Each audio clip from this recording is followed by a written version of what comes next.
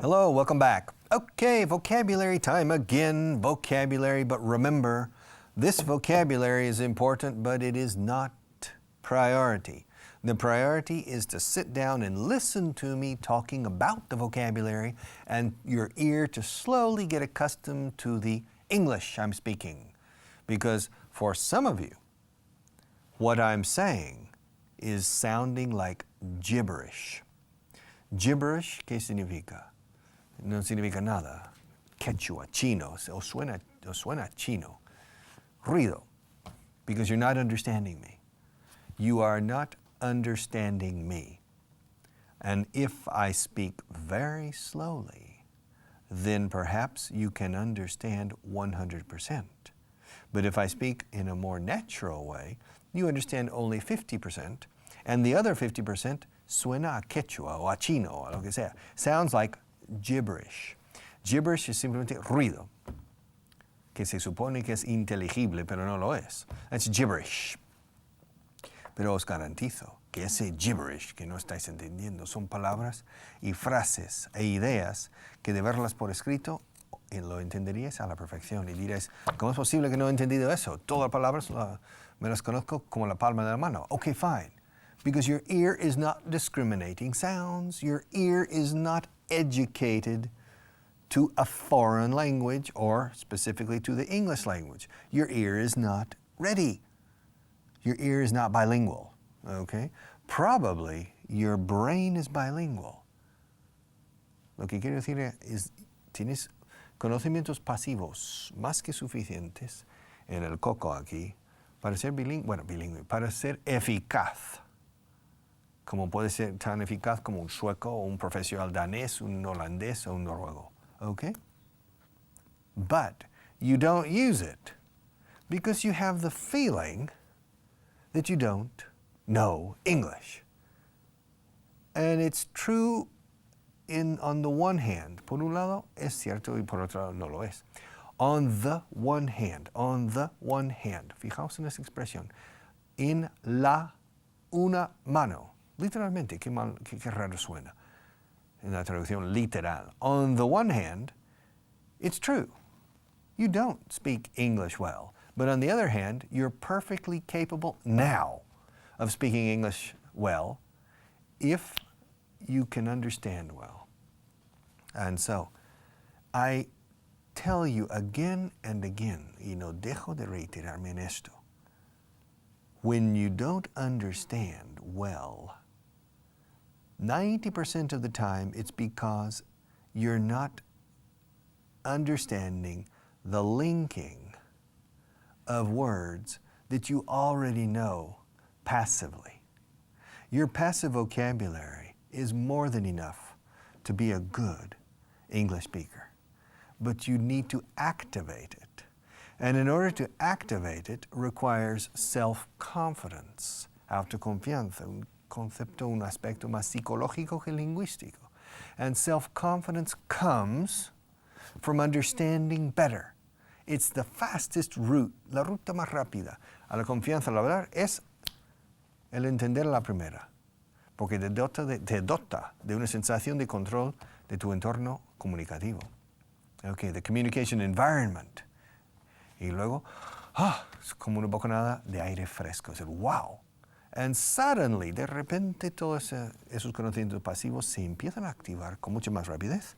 And presto, you are bilingual, or you are effective, que es lo que cuenta. Effective in your communication. So, when I talk about these words are relatively important. But what is absolutely important is for you to stay there and to listen to me talking about these words. Porque por cada vez que repito un término de vocabulario aquí, digo alrededor de dicho término otros 43 palabras. Y son esas 43 palabras, que son palabras del día a día en inglés, las cuales quiero que tu oído empiece a discriminar y absorber. Okay? All right, cacahuetes, peanuts. Peanuts. You're going to pay me 12 euros an hour for this? Look, Manolo, last week you called me and you told me you wanted me to come here and to teach English on television. And you told me, I swear, I remember perfectly well, you told me that you would pay me 120 euros an hour to be on television. Now you're telling me it's 12? You said 120, Manolo. 12 euros an hour, 12 euros por hora. For this? That's peanuts. Esos cacahuetes. Esos son cacahuetes. No lo hago. I'm not going to do it. En español, en inglés, perdón, no puedes decir no lo hago en este caso. Hay que decir no lo voy a hacer. I'm not going to do it. I won't do it. No lo haré. Not for 12 euros an hour. Maybe for 80 or 90, but not for 12. Okay, that's peanuts, peanuts, peanuts. So, go back, think about it. Piénsalo, vuelve, reflexiona, go back, think about it, and I'll expect a telephone call. And you can make me another offer, okay? But for 12 euros an hour, I'm not going to do this. I expect, come on, that's disrespectful to me. I've been teaching English for years and years, and I consider myself a good teacher. But for 12 euros an hour is peanuts, peanuts, peanuts, cacahuetes. Okay, luego está el significado literal, los cacahuetes que uno come. You eat peanuts, maní, okay. Yeah, o cacahueses, I've heard that too. I've heard 3 words in Spanish for peanuts, okay? So, and I like peanuts. I ate peanuts yesterday. Yesterday I had lunch. I was at home yesterday. And my wife and I received the visit of a good friend of ours from New Zealand, a rugby player, miembro all black, very good rugby player. And he came into our house, and we sat down, and he and Ivan, his name is Ivan, we had a beer. And in the middle, I put 3 types of dry fruit. I put walnuts, peanuts, and almonds, okay? Walnuts are nueces. Nut no es nuez. Nut is la familia entera. Peanuts, cashew nuts, walnuts, hazelnuts, pistachio nuts. There are many types of nuts. Nut también es tuerca in mecánica. Nut. Nut también es un loco. He's a nut. Okay? And nut has other meanings. But in any case, peanuts. Do you like peanuts? Peanuts and Cracker Jack. There's a very famous song. Take me out to the ball game, take me out to the crowd, buy me some peanuts and Cracker Jacks. I don't care if I never come back. Okay. Muestra, sample. Una feria de muestras. You go to the fair, it's a trade fair, and you see samples, many different samples. También en el laboratorio, con bata blanca, con probetas de ensayo, you have samples. All right, a sample. And to sample, to sample as a verb is probar. Let's see. For example, if you go to a grocery store or a supermarket, sometimes you see an attractive young lady holding a tray with samples. Would you like to try our new mint chocolate? And you start saying, yes. And you sample one. You try it. But in this type of situation, we often say to sample. Okay? And next one, hasta cierto punto. To a certain extent, I agree with you. But to a certain extent, I don't. To a certain extent, I have found myself welcome in this country. But to a certain extent, I haven't. Okay? Yes, as an American, many doors have opened for me. Okay?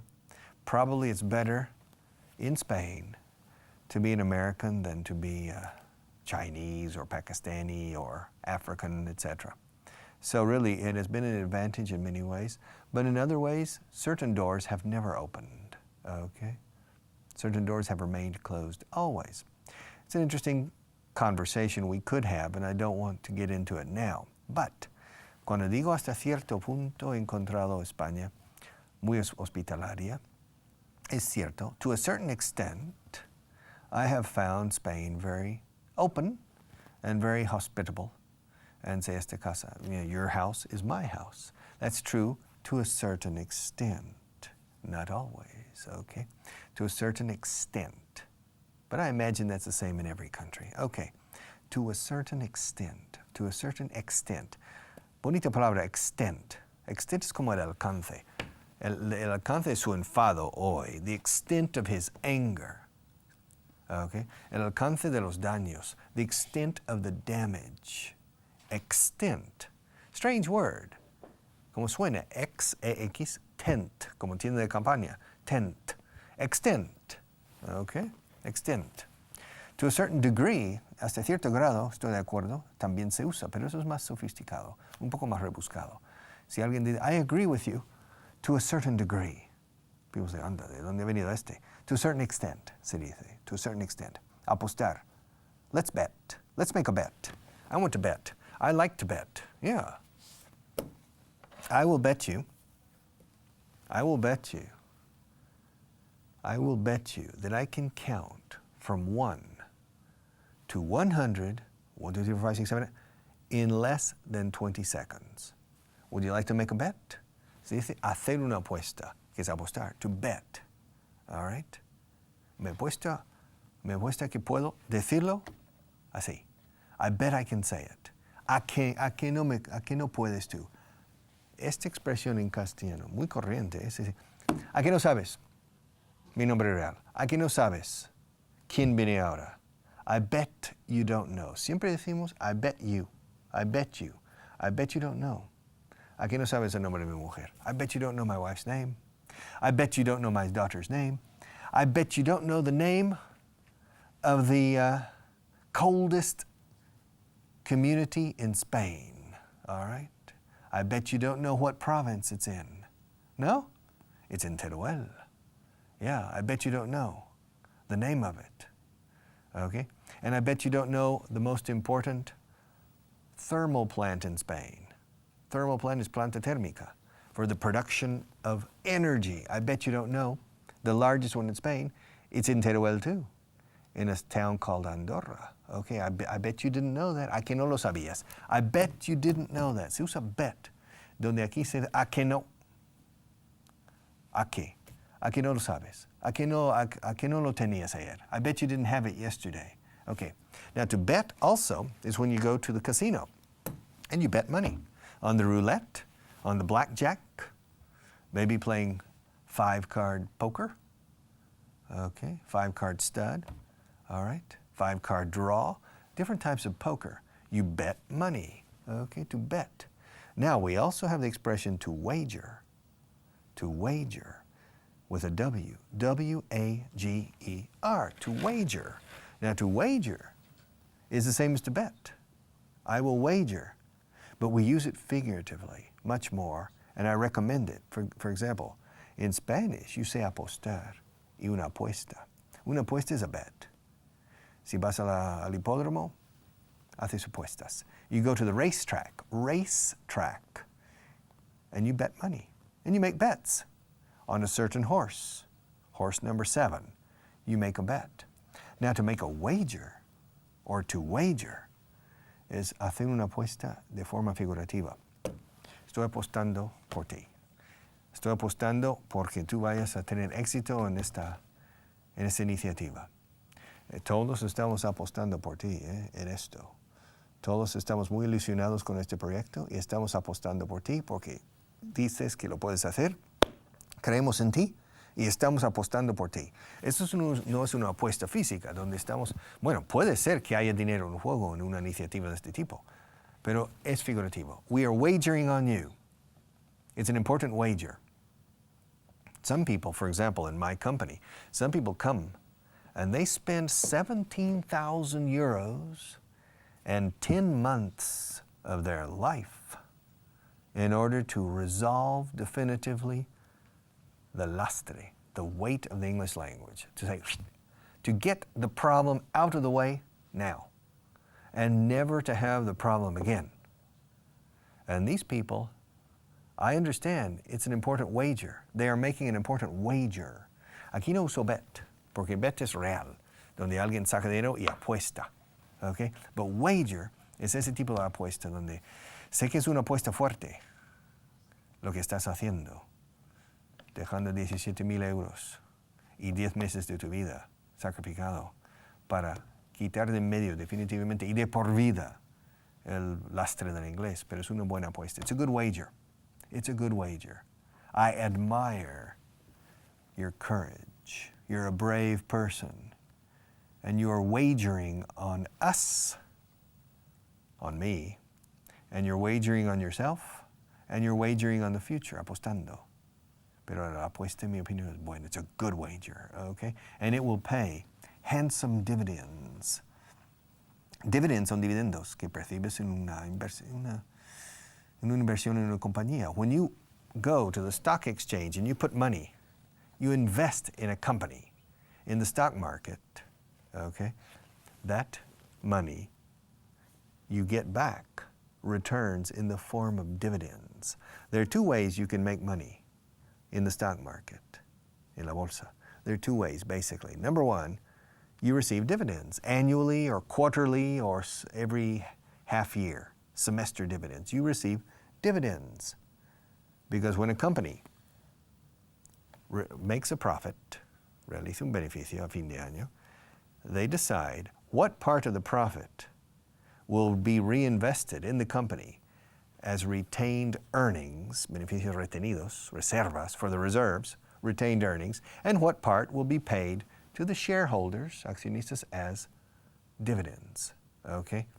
Now, dividends, a second way you make money is when you sell your shares. You can sell your shares at a higher price and appreciation, and you make money, okay? Now, dividends can also be used figuratively. Hacer este tipo de programa de formación pagará altos dividendos a corto, medio y a largo, sobre todo a largo. And it pays important dividends. Pero curiosamente hay una palabra que utilizamos, un adjetivo precioso en mi opinión, para dividendos de ese tipo. Handsome. Handsome means guapo. Handsome. Guapos dividendos. Handsome, hand como hand and some, algunos, como mano, algunos. Handsome. La D apenas, o no se pronuncia, yo no lo pronuncio. Handsome. Handsome. Doesn't mean guapo en el sentido de un chico bonito. Es guapo tipo Cary Grant, Rock Hudson, como muy apuesto, gallardo. Un hombre muy apuesto. Es handsome. Y los dividendos que percibes, por ejemplo, hacer un excelente curso que te dote de una nueva habilidad, pays handsome dividends. And I know that it's expensive. 10 months of your life, 17,000 euros.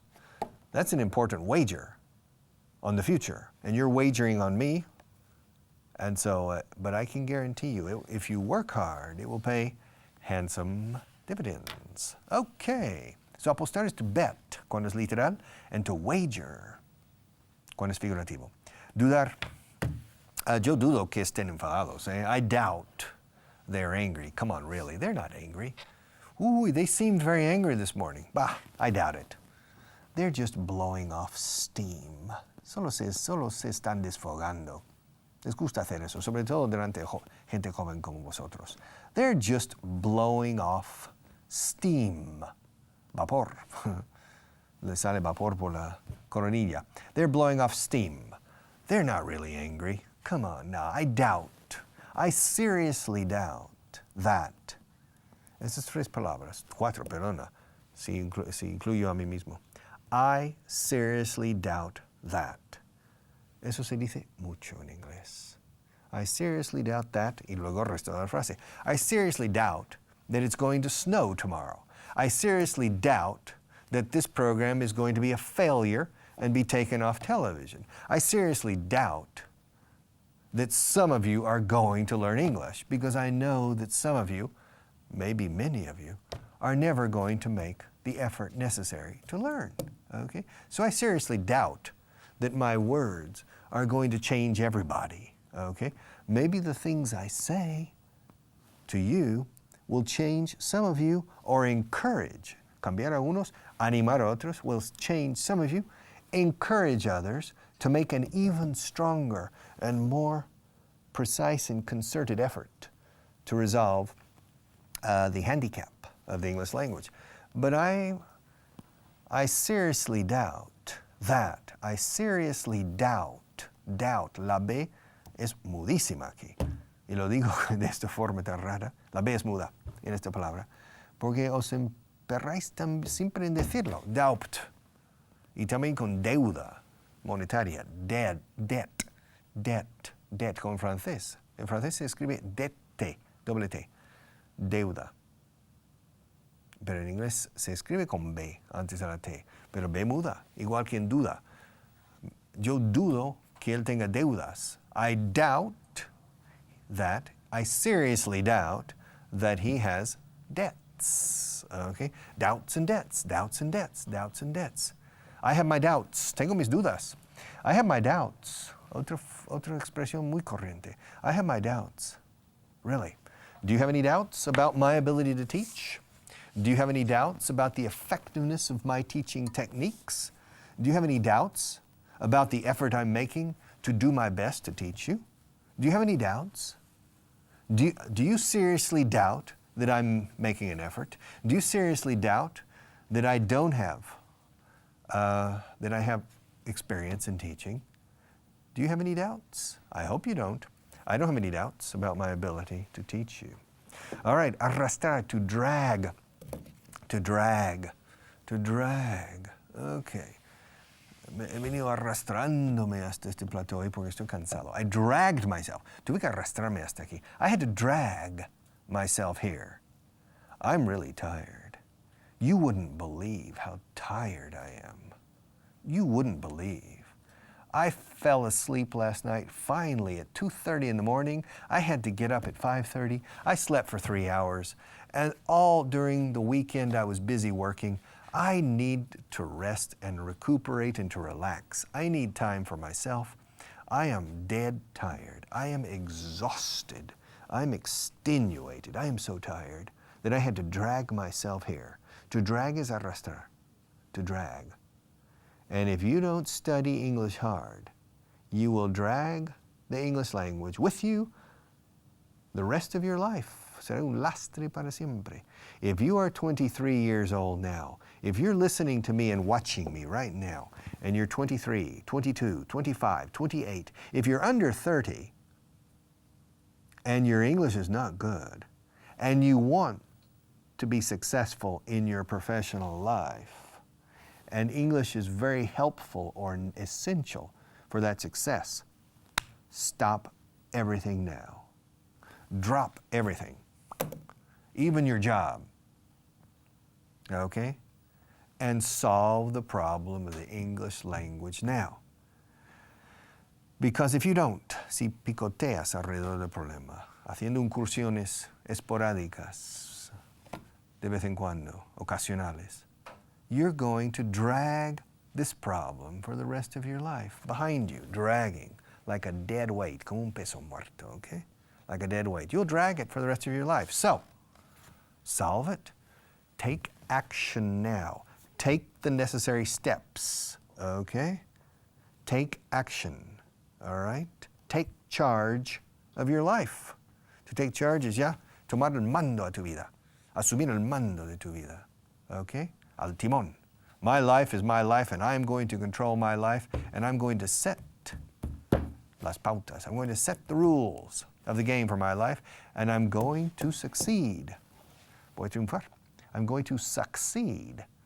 And I desperately need to change my situation concerning the English language. Y voy a hacer una apuesta fuerte. I'm going to make a strong wager. Aquí decimos wager. Because if I don't, I will drag this problem for the rest of my life thinking, oh, ojalá, I wish I had done something when I was young enough to do it.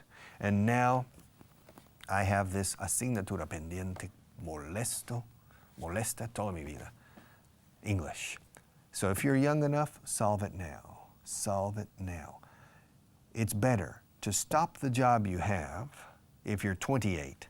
If your English is only intermediate, stop your job now. Spend 1 year. Get the problem out of the way. get the problem out of the way. And then when you're 29, you will feel like a new person and you'll be so happy. Es un poco doloroso, pero intelectualmente súper estimulante. But do it now.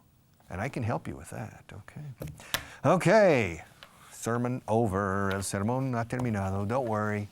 Colorín colorado, this sermon and this class ha acabado. So, see you tomorrow. Bye-bye.